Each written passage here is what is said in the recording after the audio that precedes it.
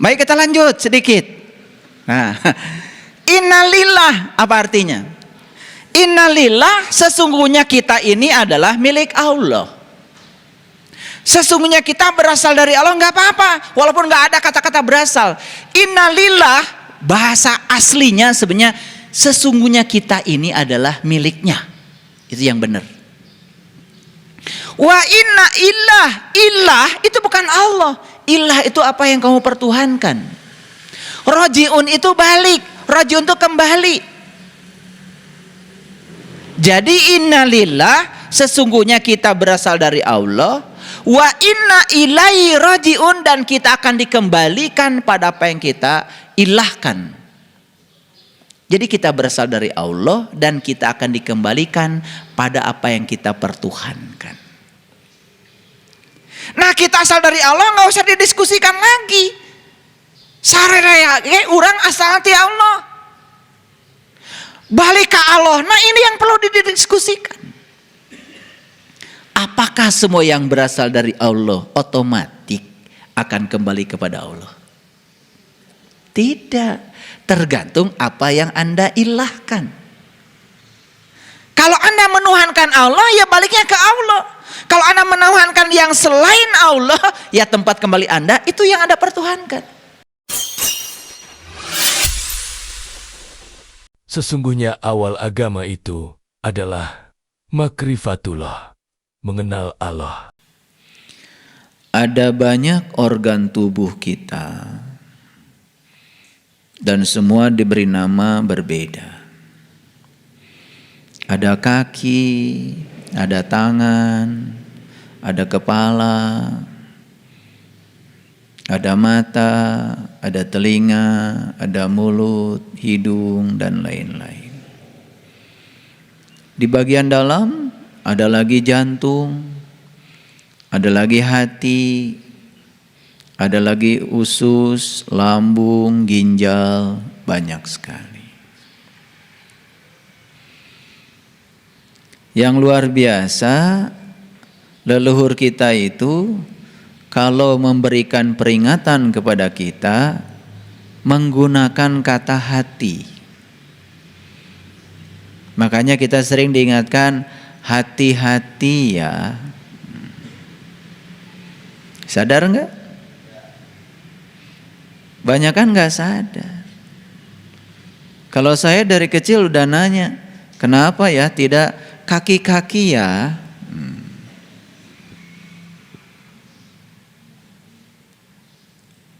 Tidak tangan-tangan ya, tapi hati-hati ya. Kalau dalam bahasa Inggris, be careful. Be itu adalah jadi, care itu peduli. Full ya, tentu saja seutuhnya. Be careful, jadilah kamu orang yang peduli seutuhnya. Peduli pada siapa sih? Ya tentu saja peduli pada dirimu sendiri. Karena kita tidak akan pernah menjadi orang yang peduli pada orang lain kalau kamu belum menjadi orang yang peduli pada dirimu sendiri. Dalam bahasa Indonesia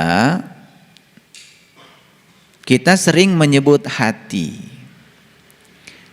Hati itu dalam bahasa Arab itu bukan kolbu. Hati dalam bahasa Arab itu adalah kibdah, kobid. Nah itu yang disebut dengan segumpal daging di dada. Itu hati. Dan hati tidak ada urusan sebetulnya dengan spiritual. Yang ada urusan dengan spiritual itu adalah kolbu. Dan kolbu letaknya berbeda dengan hati. Karena dalam bahasa Arab, kolbu sendiri tidak sama dengan hati. Jadi kolbu, ya kolbu. Kalau hati bahasa Arabnya kibdah, kobid. Makanya ati unta bahasa Arabnya adalah kobidul jumal. Itu hati unta. Jadi kalau berbicara hati, ini masih harus hati-hati. Karena hati yang dimaksud itu kebanyakan orang adalah segumpal daging yang di dada. Itu liver. Dan kalau liver kita sakit, nggak masalah. Nggak masalah. Ada orang yang terkena hepatitis A, hepatitis B, bahkan sudah keropos livernya, nggak masalah, masih hidup kok. Rasulullah menyatakan ada segumpal daging dalam dirimu, kalau itu baik, baiklah hidupmu. Kalau itu buruk, buruklah hidupmu. Kebanyakan hati yang dimaksud adalah liver, gak nyambung jadinya.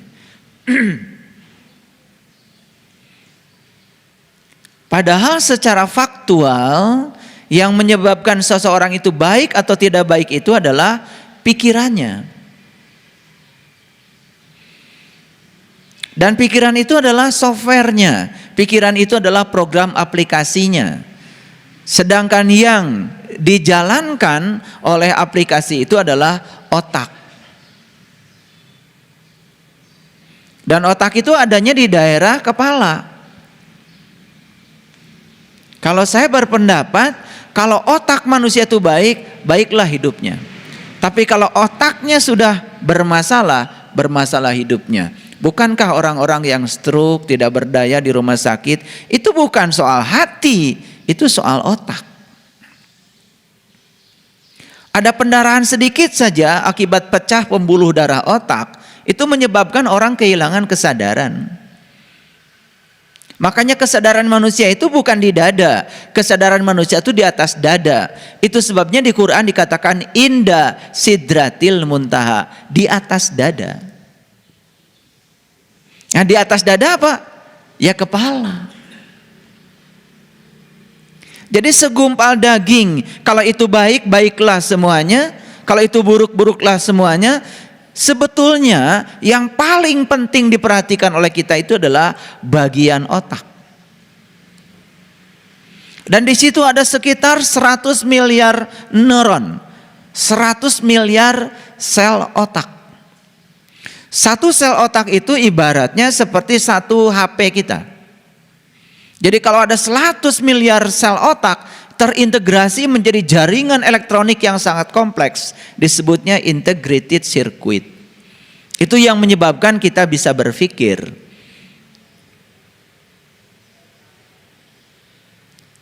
Oleh karena itu maka kolbu dalam terminologi spiritual, sebagaimana yang dijelaskan dalam hadis qudsi, langit dan bumi tidak akan cukup menampung zatku, tapi kolbunya orang yang beriman itulah rumahku. Jadi kolbu itu dideklarasikan oleh Allah sendiri sebagai rumahnya Allah. Jadi rumah Allah bukan hati, rumah Allah itu kolbu.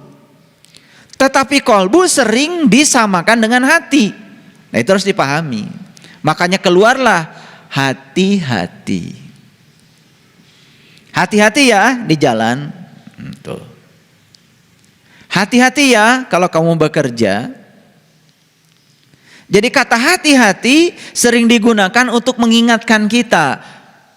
Kenapa tidak kaki-kaki, tidak tangan-tangan, tidak kuping-kuping, tidak mata-mata, tapi hati-hati. Karena hati ada urusan dengan rasa. Hati yang saya maksud bukan hati liver, tapi hati yang berhubungan dengan kolbu. Karena kalau diganti sekarang jadi, mau kemana kamu? Mau jalan-jalan kolbu-kolbu ya? Jadi nggak enak.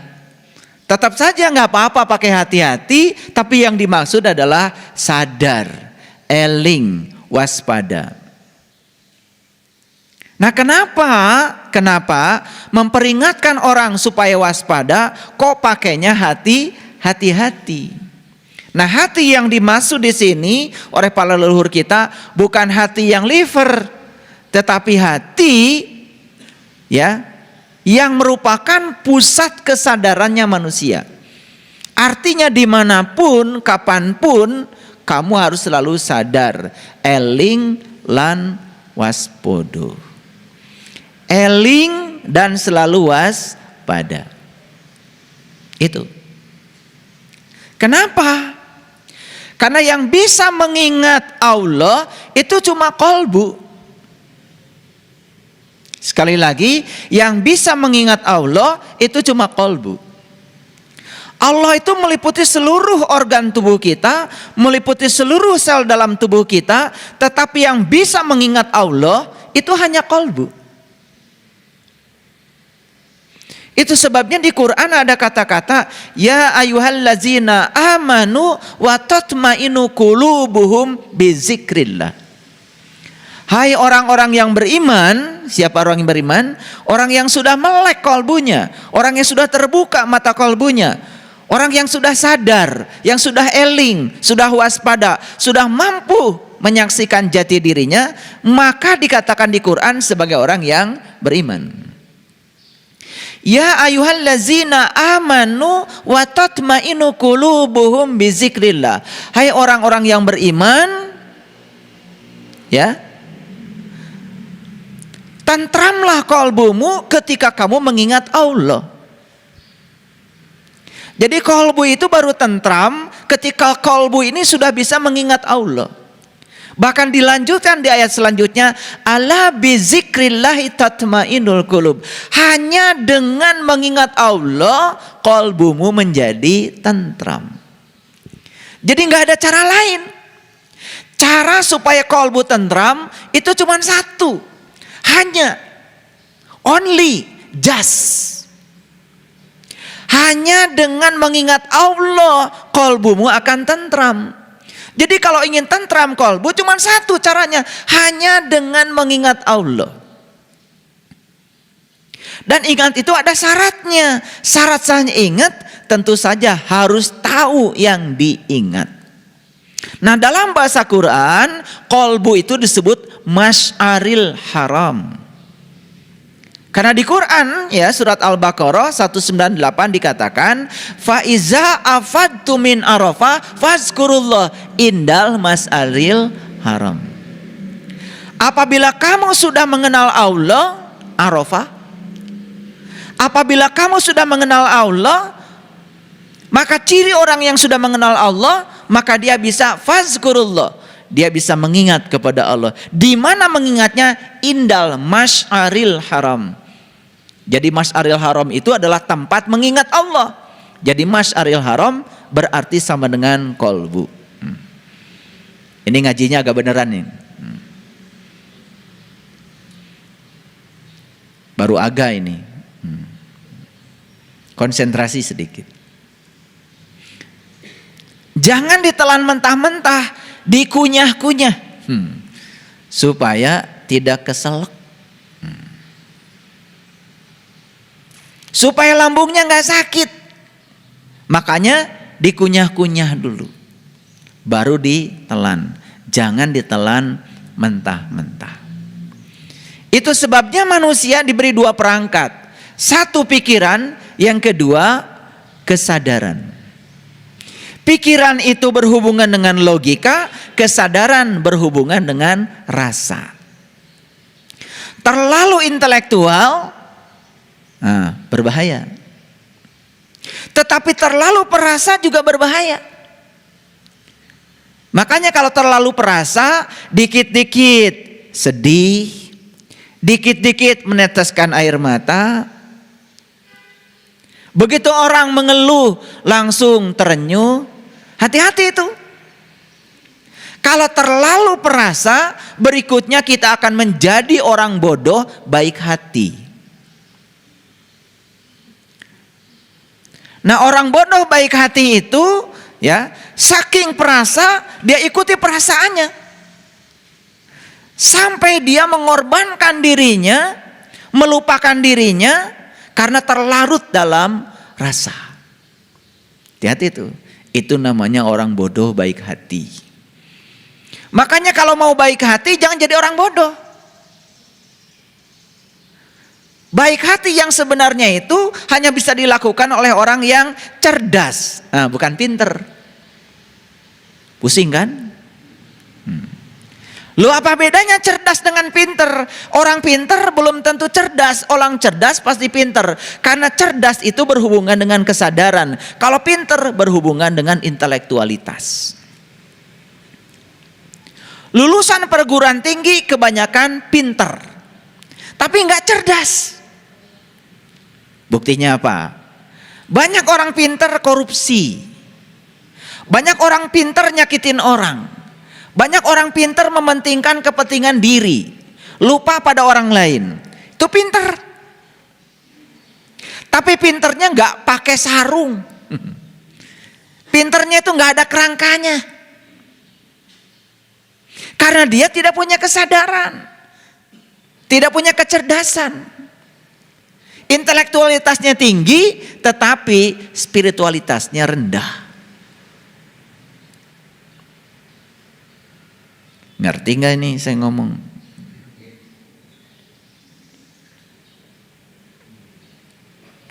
Pisau kalau mintul, tahu mintul? Tumpul.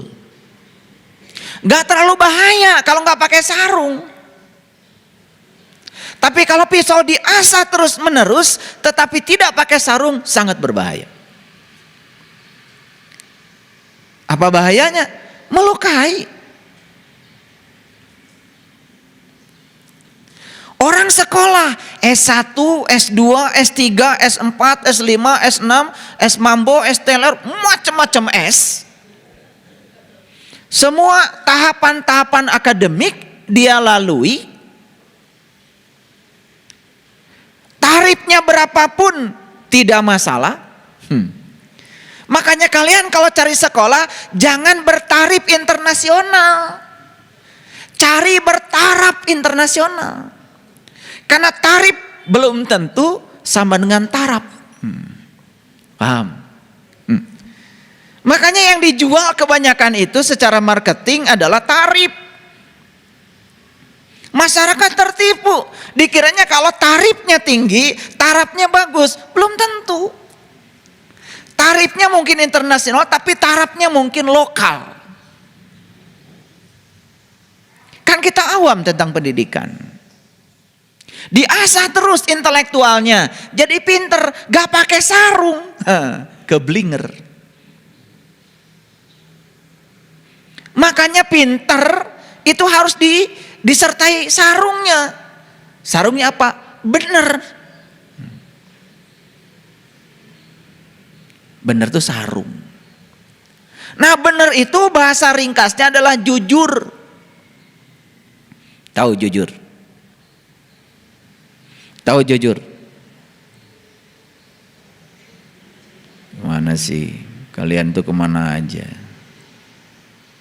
Jujur itu pikiran sama dengan perkataan, perkataan sama dengan tindakan, itu jujur. Gak usah pusing-pusing kalau bikin definisi. Ringkas, singkat, ada isinya, ada nutrisinya. Itu baru benar. Ngerti sekarang jujur? Apa jujur? Ulangi lagi. Pikiran sama dengan perkataan, perkataan sama dengan perbuatan. Jujur namanya.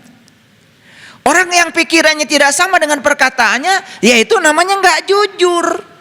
Gitu aja kok. Kira-kira kalian termasuk orang jujur atau tidak? Sedang-sedang ya. Mungkin gadis jujur. Sedang-sedang ya. Luar biasa. Sedang-sedang itu artinya gandul. Tahu gandul?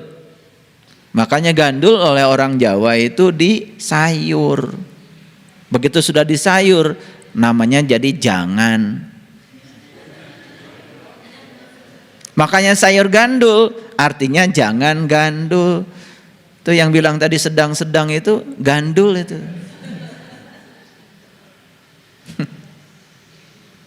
Ikhlas itu tidak bisa antara ya dan tidak.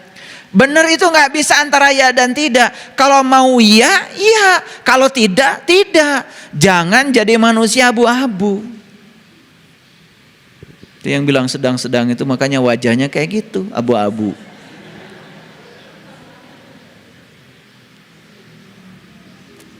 Jujur sedang-sedang. Gimana ngukurnya? Di matematika itu tidak ada sedang-sedang. Yang ada itu 2 ditambah 3 sama dengan 5. Gak ada 2 tambah 3 sedang-sedang 5. Gak ada. Sama dengan itu berarti persis. Sama dengan itu identik namanya. Nah, orang yang sudah sama pikirannya, sama dengan perkataannya, sama dengan tindakannya, itulah orang yang dalam kehidupannya tidak akan pernah kena bencana. Itu orang yang dalam kehidupan tidak akan pernah kena musibah, nggak pernah. Ngerti maksud saya?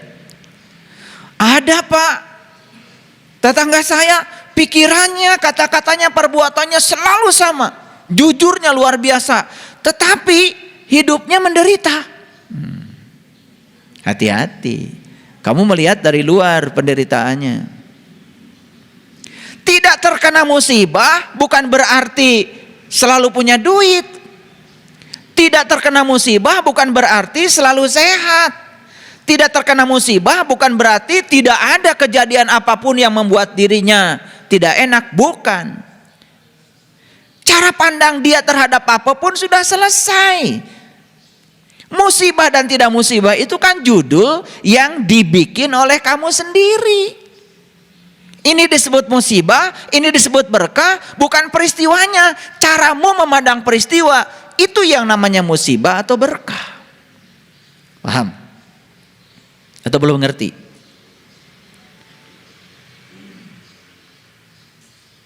Punya uang 100 juta, mau beli mobil. Bagi orang yang sadar, nih bagi yang sadar, ternyata uang itu tertipu sama orang karena dia sadar, dia cari. Kenapa harus tertipu? Tertipu bisa jadi musibah, bisa juga bukan musibah. Tergantung kamu melihat dengan sudut pandangmu dan kesadaranmu. Begitu dia sadar, jangan-jangan semesta punya pesan. Kalau saya jadi beli mobil, ya saya juga nggak tahu apa yang akan terjadi dengan mobil saya. Mungkin kecelakaan lalu lintas atau yang lain-lain. Dia melihat hilangnya uang 100 juta bukan sebagai kehilangan, tapi sebagai cara semesta menyelamatkan dirinya. Kan bukan musibah. Saya tanya, uangnya tetap hilang? Ya tetap hilang, tapi dia tidak merasa kehilangan. Musibah itu bukan hilang uang, merasa kehilangan uang, itu musibah. Paham? Musibah itu bukan kekurangan, perasaan tidak berkecukupan dalam diri, itu musibah yang paling besar.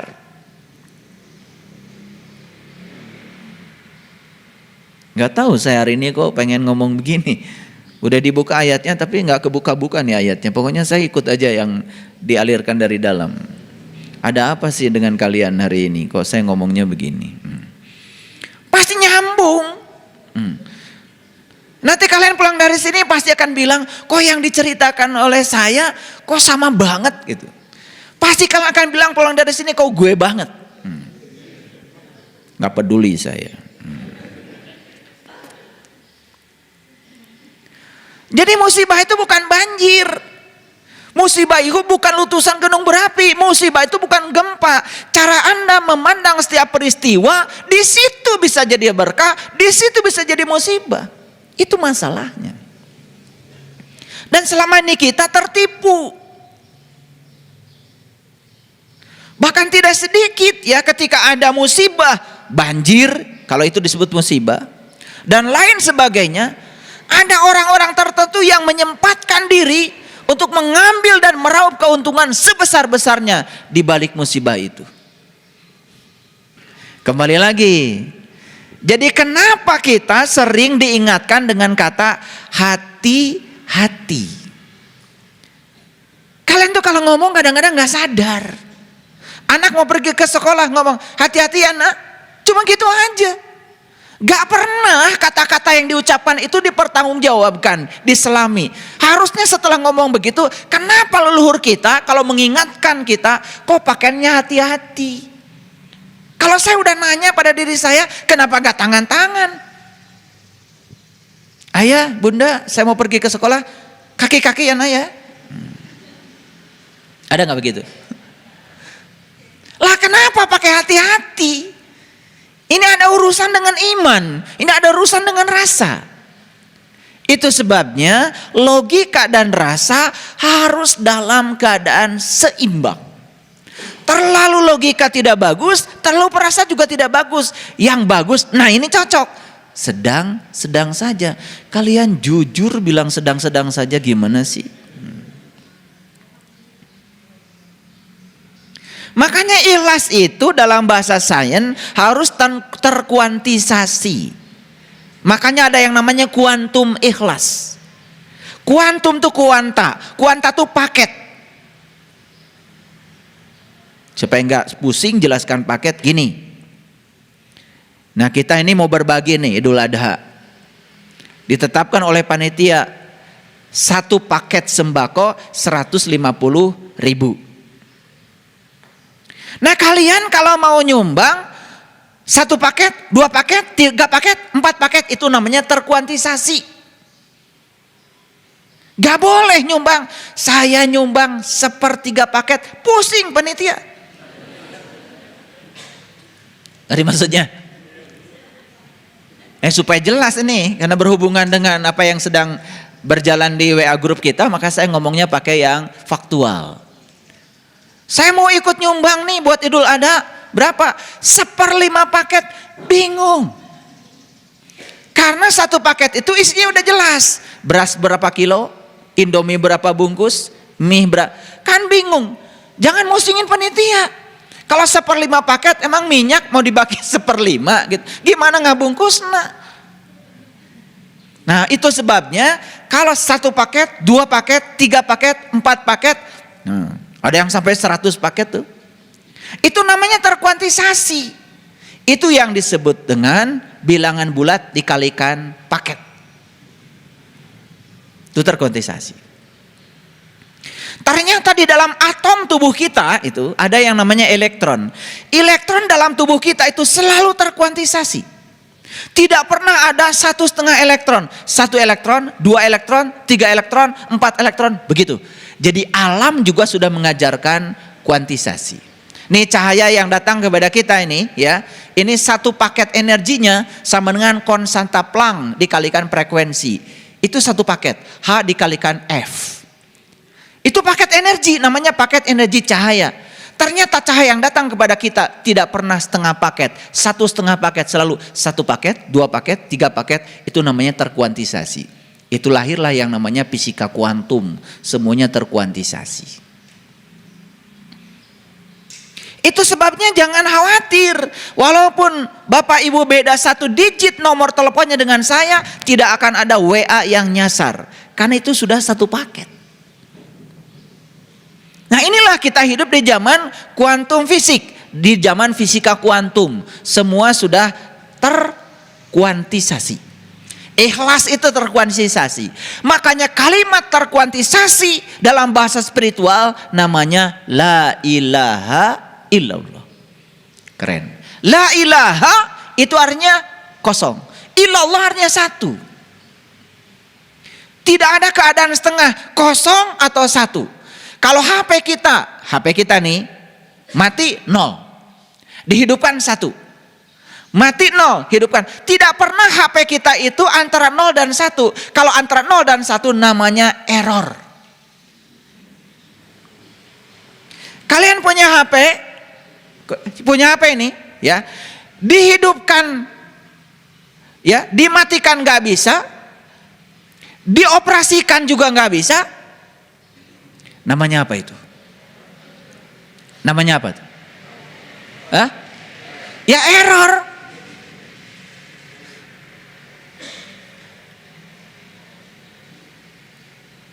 Nah error itu sering terjadi pada manusia.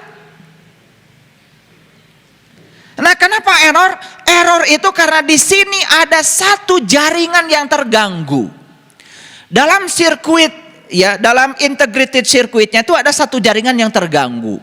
Kalau satu saja jaringan terganggu, mungkin saja kapasitornya, mungkin saja transistornya, mungkin saja resistornya, mungkin saja induktornya, satu saja yang sakit membuat jaringan terganggu. Error namanya. Makanya kan manusia banyak yang error.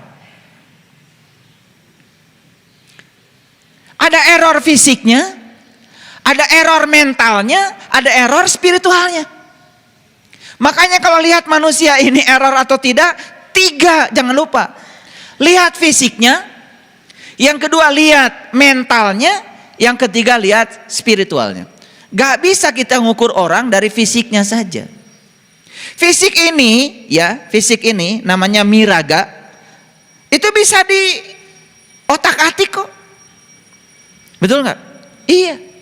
Pakai bajunya branded, sepatunya branded, ya. Tasnya branded, jilbabnya branded. Apakah orang ini error apa tidak? Gak bisa melihat error tidak error dari sisi fisik. Karena fisik itu bisa menipu. Jangan dikira loh, ada orang yang lemah lembut bicaranya, lemah lembut perilakunya. Padahal dalam kelembutan itu dia menyembunyikan kejahatannya. Dan orang yang kayak ini berbahaya. Karena apa? Banyak yang tertipu.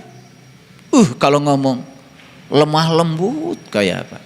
Nah, padahal lemah lembut itu, ya, itu bisa jadi untuk menutupi kejahatannya. Makanya jujur itu sebetulnya nggak bisa dilihat dari aspek fisik. Jujur itu harus 3-tiganya.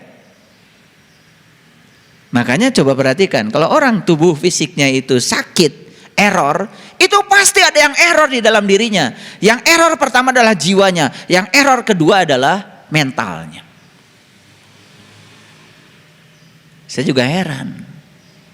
Banyak orang yang bergerak di bidang jiwa. Maaf ya. Kan ada yang namanya rumah sakit jiwa.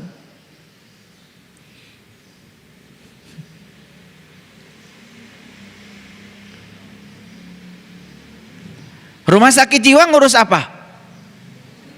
Harusnya ngurusi jiwa. Betul nggak? Yang diurus apa? Yang diurus orang gila. Nah sekarang itu orang gila kan sudah ada namanya lebih sopan lagi. Apa tukang Danis? Orang gila itu apa namanya sekarang? Apa tuh, udah ada istilahnya itu, istilah sosialnya itu. Orang yang mengalami apa gitu. ODGJ, apa tuh? Orang dengan gangguan jiwa. Pertanyaannya, apakah betul orang ini mengalami gangguan jiwa? Jangan-jangan mengalami gangguan pikiran.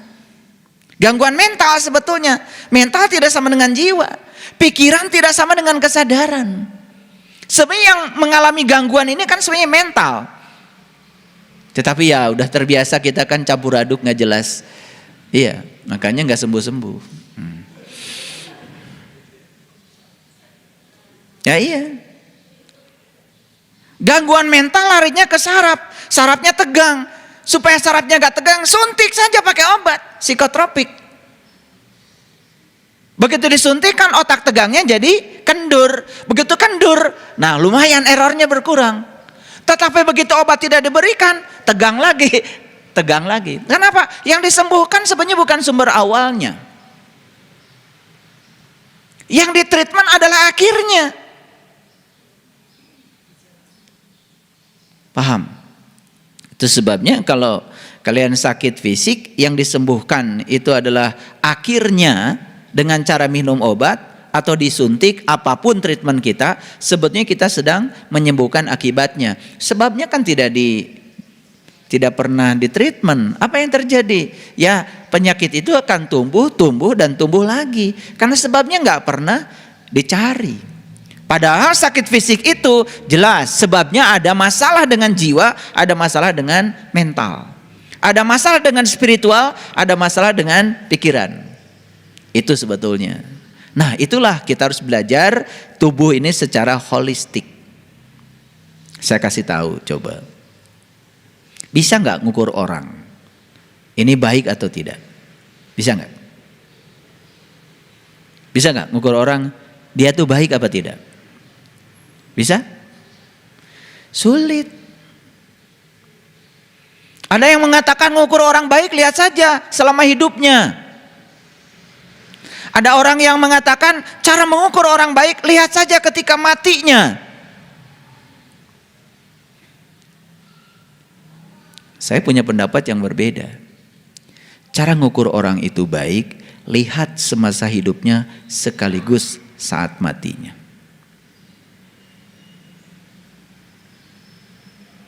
Kenapa? Karena itu satu rangkaian. Orang yang di dalam hidupnya penuh cinta kasih, peduli. Masa iya ketika dia mati orang gak datang? Betul gak? Gitu. Pastilah. Orang akan datang. Kenapa? Menyampaikan penghormatan terakhir. Karena dia merasakan keberadaan orang ini semasa hidupnya membawa berkah dan manfaat bagi orang banyak. Makanya mengukur kebaikan diri kita itu ketika kita hidup sekaligus ketika kita mati. Itu satu rangkaian.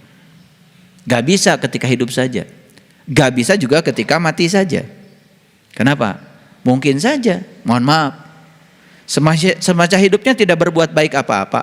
Kebetulan ya ketika dia mati sedang menjabat jabatan tertentu. Datang juga itu lalat.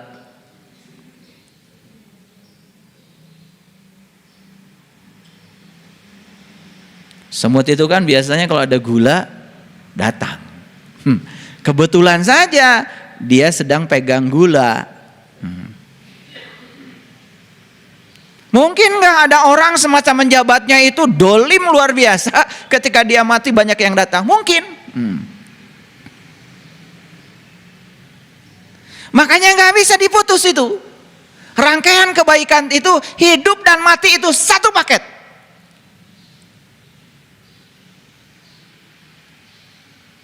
Ribuan kematian yang sudah kita saksikan, tapi terkadang kita tidak pernah belajar dari semua itu. Betul? Oke. Nah, hari ini yang akan kita bicarakan adalah pulang ke rumah diri saat ini, di sini sekarang. Mari kita lihat dulu Quran surat Al-Baqarah ayat 156. Sudah bisa lihat dari belakang? Nah, lihat dulu dari belakang, lihat dulu. Ya. Allazina idza asabathum musibah, orang-orang yang apabila ditimpa musibah. Nah, saya punya persepsi yang lain tentang musibah tadi. Jadi musibah bukan banjir, bukan gempa, bukan ditinggal oleh orang yang dicintai, bukan ditipu orang, tetapi cara kita menerima terhadap semua peristiwa yang terjadi pada diri kita, itu bisa jadi musibah, bisa jadi berkah. Jadi sebetulnya istilah musibah pun itu istilah yang harus direnungkan oleh kita. Karena kita tertipu oleh kehidupan. Begitu banjir langsung bilang musibah. Begitu gunung Merapi langsung bilang musibah. Dan musibah itu selalu negatif.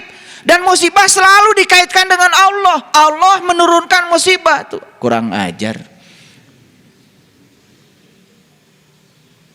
Musibah itu sebetulnya terjadi karena tangan-tanganmu sendiri.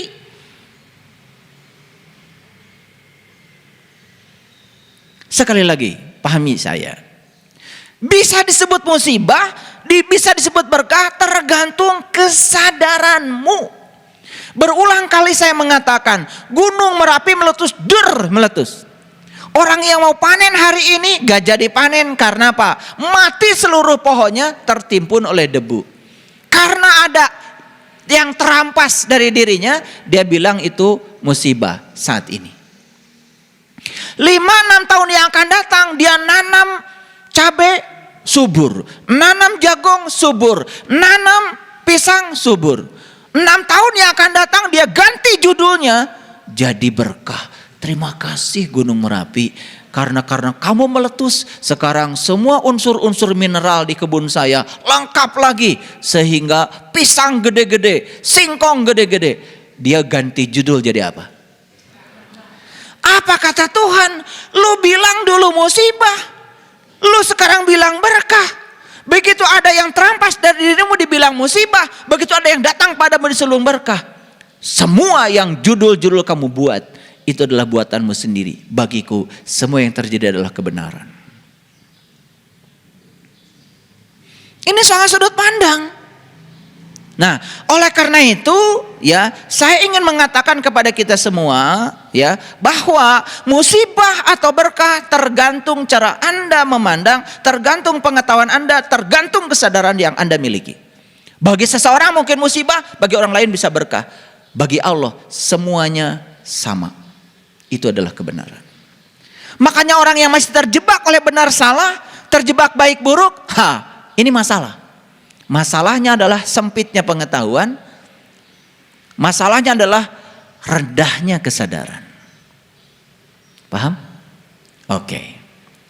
Nah, saya tidak akan bahas ayat ini karena bagi saya tidak ada musibah, tidak ada berkah. Semua adalah kebenaran, tergantung cara Anda untuk menerima semua itu. Yang ingin saya bahas adalah kalimat yang terakhir, inna lillahi wa inna ilaihi rojiun. Dan kalau kita lihat terjemahan yang ada, yang beredar di pasaran, kalimatnya cuma begini. Perhatikan. Orang-orang yang apabila ditimpa musibah, mereka mengucapkan inna lillahi wa inna ilaihi rajiun. Inna lillahi wa inna ilaihi rajiun. Gara-gara tidak diterjemahkan, akibatnya di masyarakat kita jadi salah kaprah. Termasuk kalian semua. Begitu ada orang meninggal, langsung innalillahi wa inna ilaihi rajiun. Sama semua WA setanah air. Pertanyaan saya, apakah meninggal itu musibah?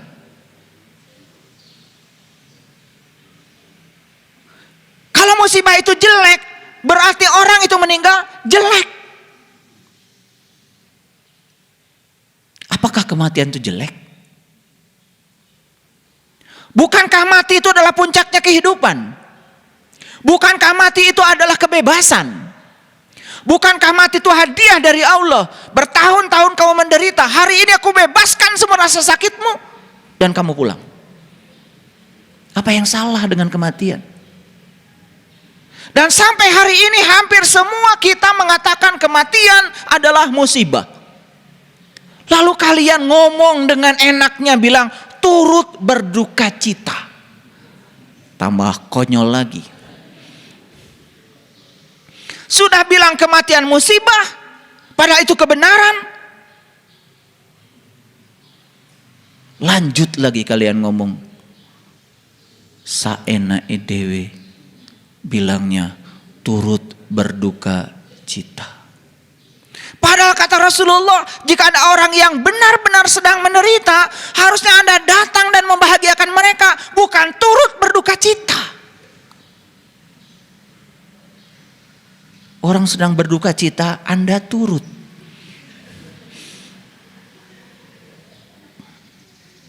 Ini pada kemana sih? Sama ya, nalarnya tuh sama. Saya punya grup orang biasa. WA. Saya punya grup katanya orang intelektual, katanya. Sekolahnya tinggi-tinggi, sama. Kalau ada orang mati bilang innalillahi wa inna ilaihi rajiun. Saya pernah suatu saat saya tanya di grup itu, bukan di grup yang biasa nih. Di grup intelektual. Apa sih maknanya?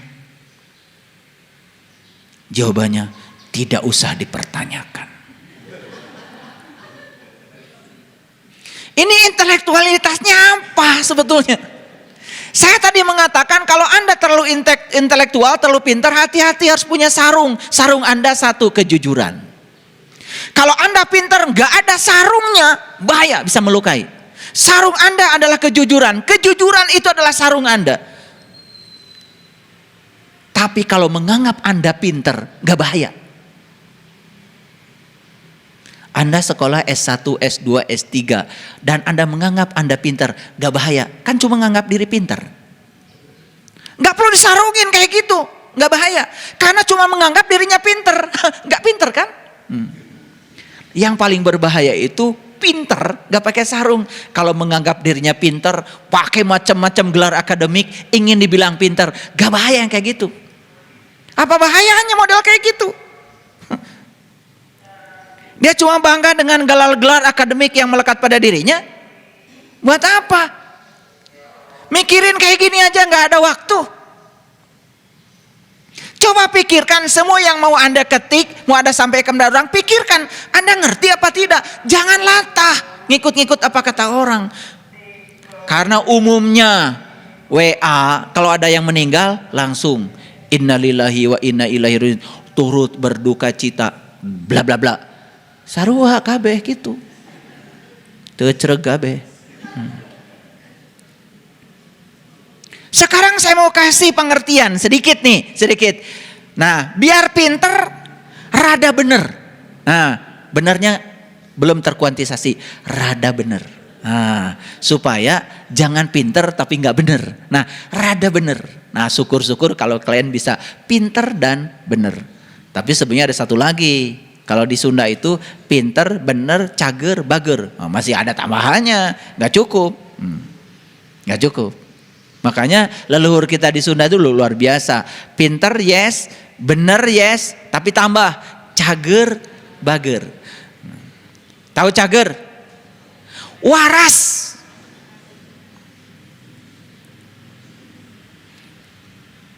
Coba ya, waras dikit deh.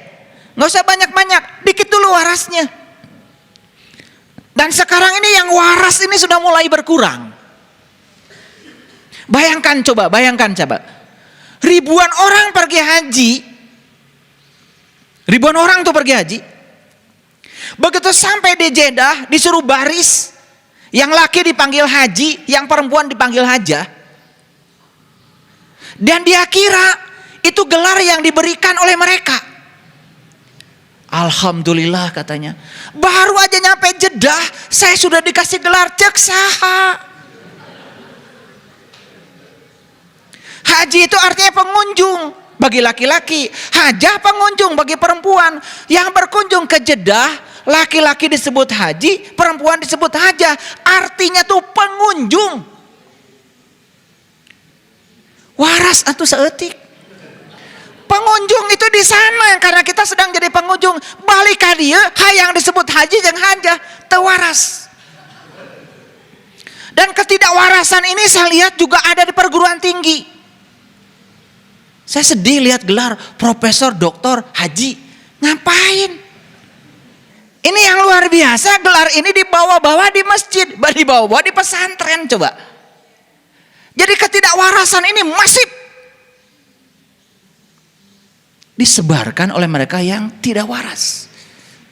Bayangkan ya, sekali saya pergi ke Mekah gelar saya H, kedua kali H lagi, ketiga kali H. Kalau semua ditulis jadi H, repot kan gelar saya. Tuh hayang seri gitu, sok sareri lah.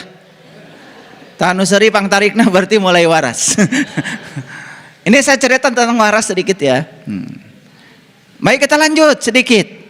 Nah, innalillah apa artinya? Innalillah, sesungguhnya kita ini adalah milik Allah.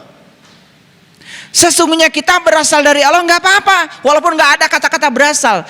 Innalillah bahasa aslinya sebenarnya sesungguhnya kita ini adalah miliknya. Itu yang benar. Wa inna ilah itu bukan Allah. Ilah itu apa yang kamu pertuhankan. Rojiun itu balik, rojiun itu kembali. Jadi innalillah sesungguhnya kita berasal dari Allah. Wa inna ilaihi rajiun, dan kita akan dikembalikan pada apa yang kita ilahkan. Jadi kita berasal dari Allah dan kita akan dikembalikan pada apa yang kita pertuhankan. Nah, kita asal dari Allah nggak usah didiskusikan lagi. Saraya orang asal ti Allah. Balik ke Allah. Nah, ini yang perlu didiskusikan. Apakah semua yang berasal dari Allah otomatis akan kembali kepada Allah? Tidak. Tergantung apa yang Anda ilahkan. Kalau Anda menuhankan Allah, ya baliknya ke Allah. Kalau Anda menuhankan yang selain Allah, ya tempat kembali Anda itu yang Anda pertuhankan. Anda menuhankan tabungan Anda, ntar juga ketika Anda mati, ya pasti cari tabungan.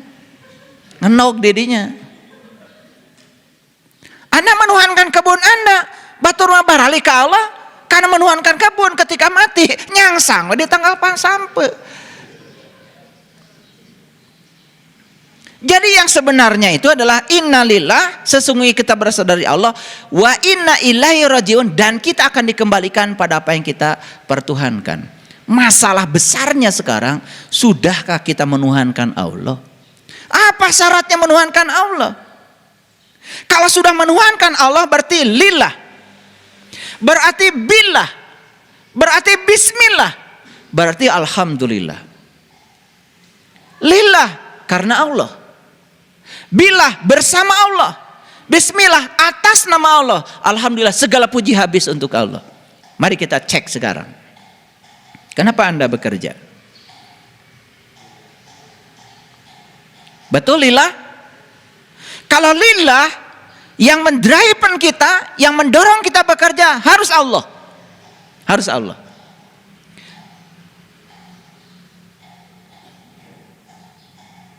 Saya sudah bertanya, sudah melakukan riset. Kenapa Anda bekerja?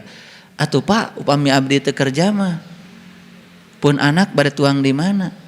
Kan sieun teu dahar. Kenapa Anda bekerja? Kalau saya nggak kerja, Pak, saya punya rumah dari mana? Berarti dia kerja kan takut nggak punya rumah. Kenapa Anda bekerja? Cicilan mobil, Pak, cicilan. Siapa yang bayar kalau saya nggak kerja? Apa yang menggerakkan dia bekerja? Sieun teka bayar cicilan. Jujur, apakah yang menggerakkan Anda Allah? Bukan. Semua yang menggerakkan Anda adalah rasa takut yang Anda bikin sendiri dari ego Anda, dari pikiran yang gelap dalam diri Anda. Itu yang disebut dengan pikiran palsu Anda. Ngomong lillah semua orang bisa, tapi prak-prakannya tidak banyak yang bisa.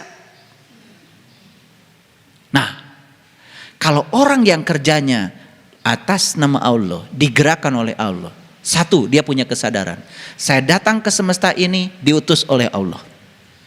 Saya adalah tamu kehormatan di semesta ini. Karena tidak ada kelahiran tanpa kehendaknya. Ibu saya tidak mungkin bisa ngeden tanpa ada Allah di dalam ibu saya. Saya datang ke semesta semata-mata karena cinta kasih Allah ke semesta. Maka tugas saya di semesta adalah menyampaikan cinta kasih yang sudah diberikannya kepada saya, yang bernama kehidupan ini, pada orang-orang yang butuh pertolongan saya. Saya jadi dokter karena saya dititipi cinta kasih, ilmu kedokteran untuk menolong orang-orang yang butuh pertolongan kesehatan. Saya jadi polisi karena Allah mentakdirkan saya jadi polisi. Allah menyuruh saya untuk menyampaikan cinta kasihnya lewat otoritas yang diberikan kepada saya sebagai anggota Polri untuk mengayomi, melindungi masyarakat. Gitu. Kalau semua begitu, tidak mungkin ada orang yang memeras kepada orang lain. Tidak mungkin ada yang merugikan orang lain. Tapi ketika digerakkan oleh kepentingan Anda, maka Anda bisa jadi salah. Paham sampai di sini? Ayo sekarang kalian jadi apa? Jadi ibu rumah tangga itu luar biasa. Jadi apa? Jadi pedagang luar biasa. Saya dagang bubur, yakin Ini saja.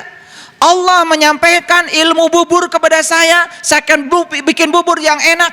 Dan saya ketika melayani orang-orang, saya sedang melayani orang-orang yang butuh makanan. Butuh pertolongan lewat saya. Anda akan jadi pedagang, akan jadi apapun yang berkah. Lillah. Ketika Anda sedang bekerja, billah, sertakan Allah. Allah itu bersama kita sekarang, di sini, saat ini. Aneh ya. Aneh sekali. Banyak sekali orang yang mengatakan bahwa nanti kita akan kembali kepada Allah kalau sudah mati. Bukankah Allah sekarang bersama kita? Bukankah Allah sekarang bersama kita? Bukankah Allah yang memberi daya kepada kita? Kenapa untuk kembali kepada Allah harus nunggu mati? Mau balik aja sekarang, di sini, saat ini sekarang. Ayo pulang ke rumah kalian sekarang. Tidak usah menunggu kematian.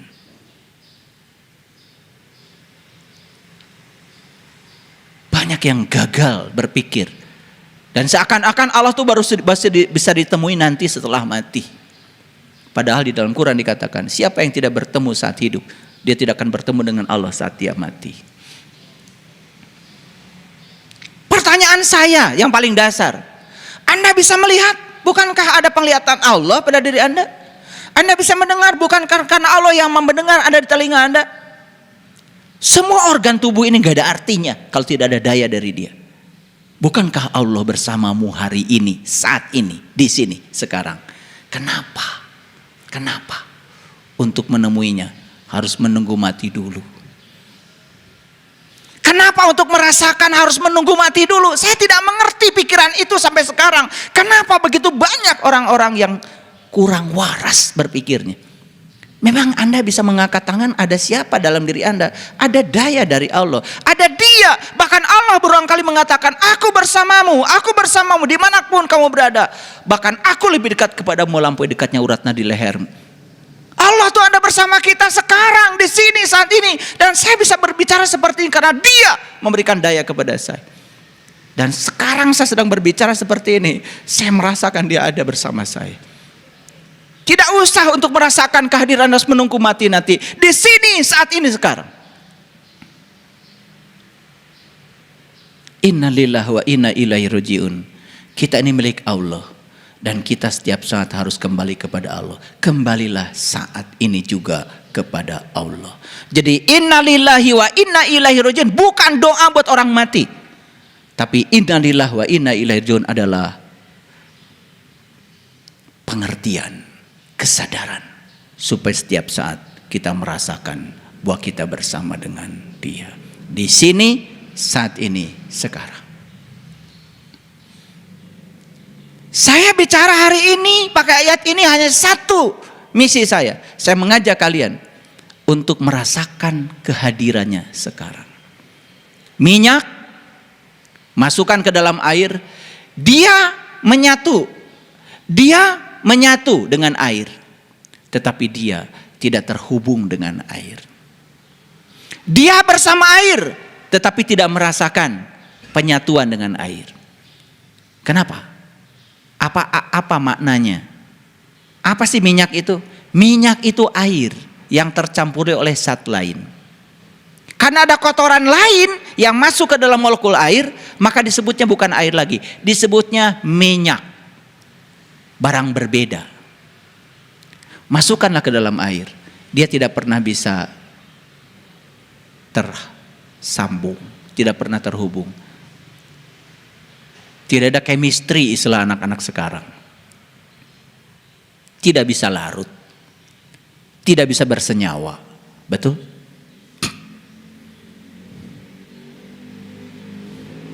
Lihat saya semuanya. Kita saat ini di sini sedang berada dalam tubuhnya Allah. Kita saat ini di sini sedang berada dalam pelukannya Allah. Pertanyaan yang paling dasar, mengapa kita tidak merasakan pelukannya?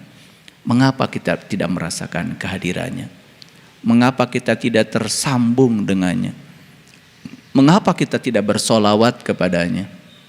Di Quran ada dua terminologi yang penting kalian perhatikan. Di Quran surat Al-Mu'minun ayat pertama, ayat kedua, Allah berbicara solat. Di Quran surat Al-Mu'minun ayat 9, Allah bicara solawat. Apa bedanya solat dengan solawat? Solat itu adalah menyatu. Solawat menyatu sekaligus terhubung. Lihat saya semuanya. Kita dekat dengan orang, tetapi tidak ada chemistry-nya, tidak terhubung. Kita jauh dengan orang, tapi ada chemistry-nya, ada kerinduan. Betul? Kenapa Allah begitu dekat kepada Anda dan Anda tidak rindu kepada Allah? Karena Anda itu dekat tetapi tidak terhubung. Tidak sholat, juga tidak sholawat. Makanya sholat itu harus sampai kita mengalami penyatuan. Penyatuan juga tidak cukup. Penyatuan harus mengalami keterhubungan. Sholawat. Ciri orang yang beriman itu dua. Dia sholat sekaligus juga sholawat. Menyatu sekaligus juga terhubung. Paham? Oke, mari kita lihat lagi. Innalillah wa inna ilaihi rajiun. Itu bukan doa untuk orang mati, tetapi itu adalah statement yang di dalamnya ada pengertian gimana caranya supaya kita bisa mati. Makanya saya bilang tadi, kebaikan seseorang tidak bisa diukur saat dia mati, juga tidak bisa diukur saat dia hidup. Harus diukur satu paket, saat hidup sekaligus juga saat dia mati. Saya tanya, apakah sekarang kita bersama dengan Allah? Hidup. Apakah ketika kita meninggalkan raga ini bersama dengan Allah? Mati. Makanya orang yang sadar hidupnya bersama dengan Allah, matinya pun bersama dengan Allah. Tidak usah bersama Allah nunggu mati. Makanya banyak orang yang hidupnya gak karu-karuan, karena dia pikir bersama Allahnya nanti ketika mati. Padahal saat mati tidak akan bisa bersama dengan Allah kalau saat hidup tidak bersama dengan Allah. Saat hidup bersama dengan Allah, matinya pasti bersama dengan Allah. Inilah pentingnya memahami innalillah wa inna ilaihi rajiun. Apa artinya? Ya, kita berasal dari Allah dan akan kembali kepada Allah. Siapa yang akan kembali pada Allah? Yang sepanjang hidupnya dia merasakan kehadiran Allah dan selalu bersama dengan Allah, dan dia melakukan aktivitas atas nama Allah, dan setelah dia berhasil, dia pun menyampaikan puji habis buat Allah.